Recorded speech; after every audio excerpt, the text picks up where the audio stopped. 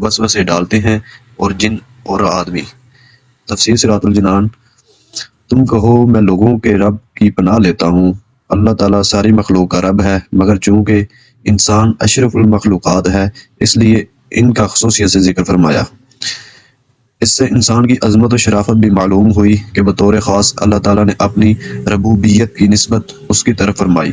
علماء نے یہاں یہ نکتہ بیان فرمایا ہے کہ اس صورت میں 5 مرتبہ لفظ الناس آیا ہے۔ اس میں حکمت یہ ہے کہ چونکہ انسان بچپن میں صرف پرورش ہی پاتا ہے، اس لیے سب سے پہلے رب الناس یعنی ربوبیت والی صفت کا ذکر فرمایا۔ جبکہ انسان جوانی میں مست ہو کر بے راہ ہو جاتا ہے، اس وقت اس پر قانونی گرفت کی ضرورت ہے، اس لیے یہاں مالک الناس یعنی لوگوں کا بادشاہ فرمایا۔ اور چونکہ انسان بڑھاپے میں عبادت میں مشغول ہوتا ہے، اس لیے تیسری جگہ اللہ تعالیٰ کی صفت الوہیت اور معبودیت کا ذکر فرمایا، یعنی الہ الناس۔ چوتھی جگہ الناس سے صالحین مراد ہو سکتے ہیں کہ شیطان عموماً انہی ہی وسوسوں کے ذریعے عبادت سے ہٹانے کی کوشش کرتا ہے۔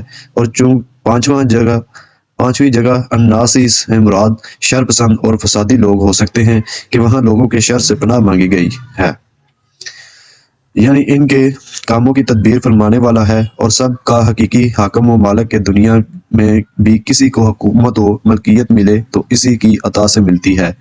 معبود ہونا اسی کے ساتھ خاص ہے اور سارے لوگوں کا حقیقی معبود وہی ہے۔ بار بار وسوسے ڈالنے والے، چھپ جانے والے کے شر سے اس سے مراد شیطان ہے، اور یہ اس کی عادت ہے کہ انسان غافل ہوتا ہے تو اس کے دل میں وسوسے ڈالتا ہے، اور جب انسان اللہ تعالیٰ کا ذکر کرتا ہے تو شیطان دبک رہتا ہے اور ہٹ جاتا ہے۔ یاد رہے کہ برے خیال کو وسوسہ کہا جاتا ہے جبکہ اچھے خیالات کو الہام کہا جاتا ہے۔ وسوسہ شیطان کی طرف سے ہے، لہٰذا اس پر لا حول پڑھنی چاہیے، اور الہام فرشتے کے ذریعے اللہ تعالیٰ کی طرف سے ہوتا ہے، اس لیے اس پر اللہ تعالیٰ کا شکر کرنا چاہیے۔ نفس امارہ کے غلبہ میں وسوسے زیادہ ہوتے ہیں، جبکہ نفس مطمئنہ کے غلبہ میں الہام زیادہ ہے۔ شیطان ہمارا ایسا دشمن ہے جو ہمیں نظر نہیں آتا، یعنی وہ ہمیں دیکھتا ہے اور ہم اسے نہیں دیکھتے، لہٰذا اس طاقت والے رب عز و جل کی پناہ مانگو جو اسے دیکھتا ہے، اور وہ رب عز و جل کو نہیں دیکھتا۔ کبھی دشمن سے، کبھی رب عز و جل کی پناہ مانگو۔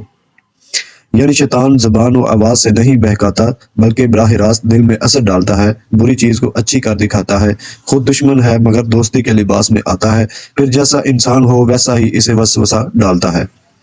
یہ بیان ہے وسوسے ڈالنے والے شیطان کا کہ وہ جنوں میں سے بھی ہوتا ہے اور انسانوں میں